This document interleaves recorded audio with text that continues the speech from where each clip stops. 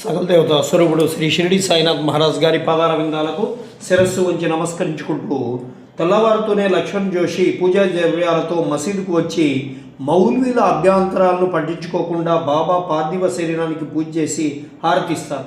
ఏమిటి ఘోరం? శవానికి ఎవరైనా పూజ చేస్తారా, హారతిస్తారా అన్నారు మౌల్వీలు. ఎవరన్నారు బాబా మరణించారని? ఎవరన్నారు? మసీదులో అడుగు పెడుతూ భావోద్వేగంతో ప్రశ్నించాడు దాసుగడు. అక్కడున్న వాళ్ళ వైపు బాధగా చూస్తూ, మీరంతా ఎందుకు ఇలా భ్రమిస్తున్నారు? బాబాకి మరణమా? తనకి మరణం లేదని బాబా చెప్పిన మాట మీరంతా మర్చిపోయారా? బాబాకి మరణమా? తనకి మరణం లేదని బాబా చెప్పిన మాట మీరంతా మర్చిపోయారా? బాబా ఎప్పుడైనా మాట తప్పారా అని రెట్టించాడు. అవును, బాబా మరణించలేదు. మరణించినట్లయితే కలలో దర్శనమిచ్చి తనకు పూజాహారతి ఇవ్వమని మా మామకి ఎందుకు చెప్తారు? బాబాది మరణం కాదు, కేవలం దేహత్యాగం అంతే. సర్వజీవ స్వరూపాల్లోనూ బాబా సజీవంగా ఉన్నారు అన్నాడు శ్యామ. అవును, బాబాకి మరణం లేదు, సాయిబాబాకి చావు లేదు అని అరిచారు భక్తులు ముక్త కంఠంతో. అలా భక్తుల చేతనే తనకి మరణం లేదని చాటి చెప్పించి భౌతిక దేహానంతరం కూడా తాను అప్రమత్తుడై ఉన్నానని లోకానికి చాటి చెబుతూ సరికొత్త అధ్యాయానికి నాంది పలికారు బాబా. బాబా ముందు నుంచి తెలియజేస్తున్న విధంగా ఆయన భౌతిక కాయాన్ని నేను నిర్మించిన భవనం ధన్యమైందని ప్రకటించాడు బూటి అర్ధతో. బాబా భౌతిక కాయాన్ని 1918 అక్టోబర్ 15 మంగళవారం నాడు త్యజించారు.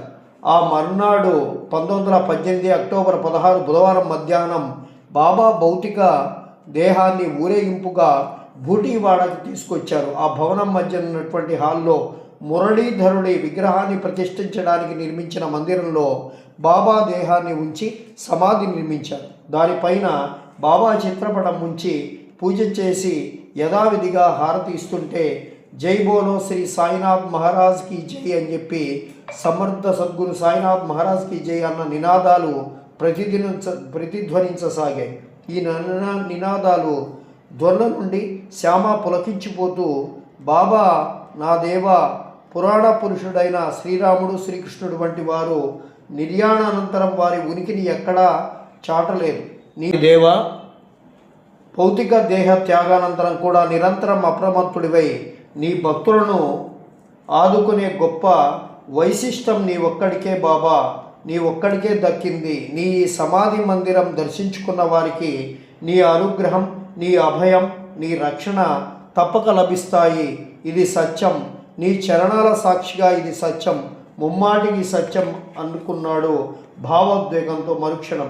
తదాస్తు బాబా స్వరం శ్యామ చెవిలో ధ్వనించి మృదువుగా మధురంగా శ్యామ ఆనంద బాష్పాలు రాలుస్తూ తదాస్తు తదాస్తు అనుకున్నాడు మనసులో తృప్తిగా.